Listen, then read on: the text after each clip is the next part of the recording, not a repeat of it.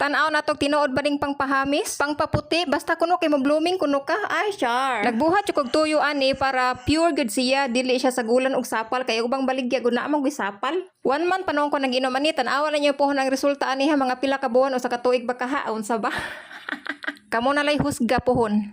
Bitaw oy, walang issues ha.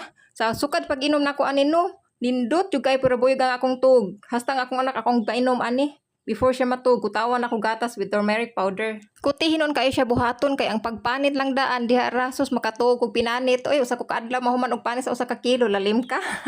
Pero worth it masad no, kay nindot masad paminaw sa tong lawas aning turmeric. Bitaw oy, ang akong main reason gyud ug nganong nag-inom ko aning turmeric powder tungod kay nakita ko mga post, mga comments nga maayo gini siya sa lawas labi na sa mga naay cyst gani. Ako na amo ko cyst sa tutoy, then di ko ganahag operahan ko, mahadlok gyud ko. Kuyawan gyud ko anang operasyon mo na nangita gyud ko mga herbal ba nga makatunaw ani nya.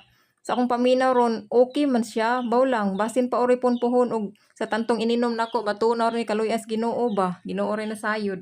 Kung gusto ka dihang mo blooming, suwayin ninyo oy kay basin pa ori ba aron magdungan tagka blooming ninyong tanan ba.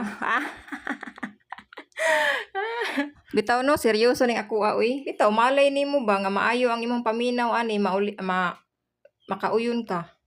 Suway lang, pwede ra gyud mo magpabuhat nako. Please like and share. Thank you.